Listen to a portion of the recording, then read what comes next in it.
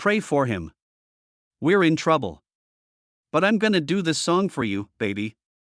Those words open a story the world thought it already knew, a rough-edged love tale between Loretta Lynn and her husband, Oliver Doolittle Lynn. To fans, they were country music's iconic pair. But as Loretta grew older, the cracks beneath their public image widened, exposing truths she had hidden for most of her life. The man who helped turn her into a legend was also the one who wounded her in ways she never fully recovered from. And when she finally spoke openly about the betrayals, the heartbreak, the sacrifices, the revelations reshaped her legacy. In the years before her death, those buried truths hovered like ghosts she could no longer outrun. Loretta Lynn began life far from fame or comfort. Born Loretta Webb in 1932 in Butcher Hollow, Kentucky, she grew up in a tight pocket of Appalachia built almost entirely on coal.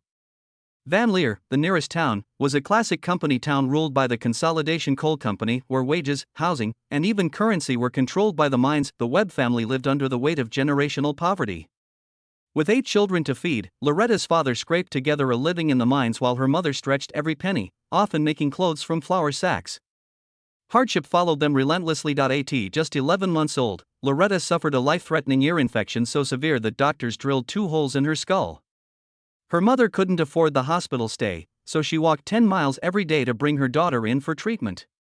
Neighbors doubted the child would live, but she survived, carrying the scars for the rest of her life and hiding them beneath long hair. Illness after illness delayed Loretta's ability to walk until age 4, and hunger was a constant shadow. The Webbs lived in a one-room cabin with no electricity or running water, insulated in winter by Sears catalog pages glued to the walls. 10 people crowded that tiny home. It's easy to imagine a young girl looking out at the hills and wondering if anything waited for her beyond them. Everything changed the day she met Oliver Doolittle Lynn. They first crossed paths at a school fundraiser in Pyauchen, known locally as a place where courtships quietly began. Do, recently home from the army, noticed Loretta immediately. He bid on her pie, won, and earned a walk home with the shy 15-year-old who quickly fell for him, but his reputation preceded him. People whispered that he drank too much, chased women, and ran moonshine. Her parents warned her to stay away. She didn't listen. Loretta married the 21-year-old despite her family's objections.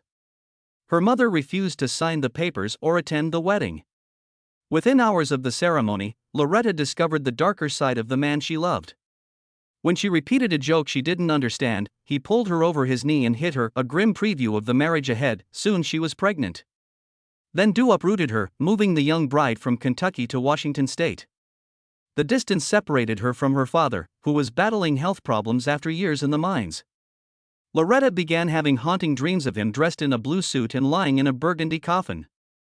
Not long after, the dreams became reality. She buried her father at 52, mourned from across the country while raising 4 children almost back-to-back. Somehow, amid the chaos of motherhood and marriage, Do recognized what Loretta couldn't see in herself, her talent.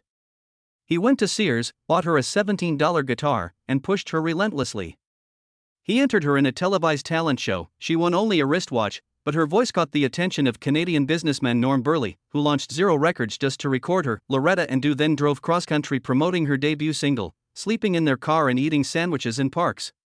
When they finally reached Nashville, they learned that I'm a Honky Tonk Girl had already reached number 14 on the Billboard chart.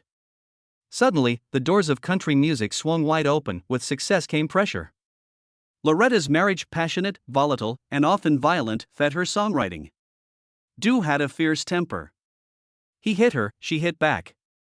In one fight, she knocked out his teeth.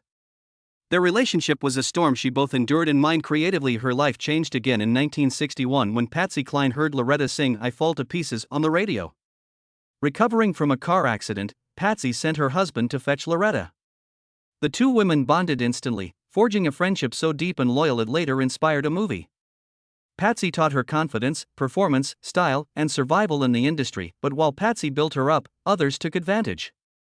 The Wilburn brothers helped her sign with Decca Records but claimed ownership of her entire songwriting catalog, a battle she fought for decades, yet her songs kept climbing. After giving birth to twins, she returned with Dear Uncle Sam, a raw and emotional breakthrough about the Vietnam War. Her ideas kept growing, too. After moving to the haunted town of Hurricane Mills, a ranch with its own ghosts and Civil War history, she wrote You Ain't Woman Enough to Take My Man, becoming the first woman in country music to write a #1 hit, but her marriage only worsened. Do drank heavily, cheated endlessly, even with relatives, and left Loretta to raise their children alone. She endured miscarriages, poverty, and life-threatening births. Her pain became her voice.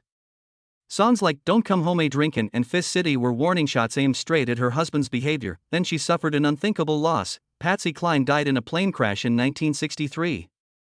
Loretta felt as if the world had ripped away her anchor.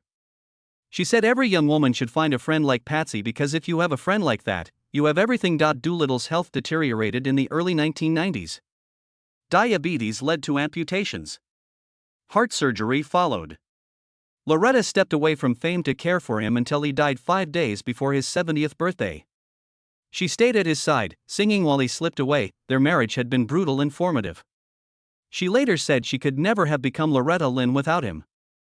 After his death, she felt lost, living alone for the first time in her life. She often imagined she still saw him. Writing helped her survive.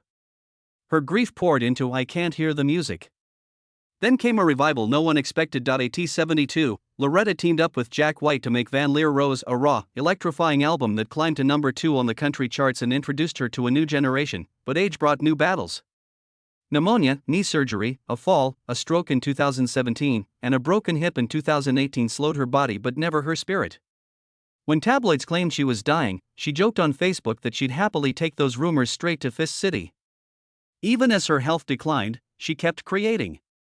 In 2021, at 88, she released her final album, Still Woman Enough, with Reba McEntire and Carrie Underwood.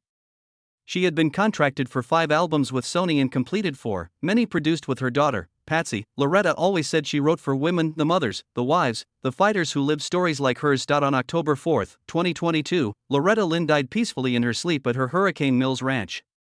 She was 90. Tributes poured in from fans and artists alike, honoring the woman who shattered ceilings, spoke the truth, and changed country music forever.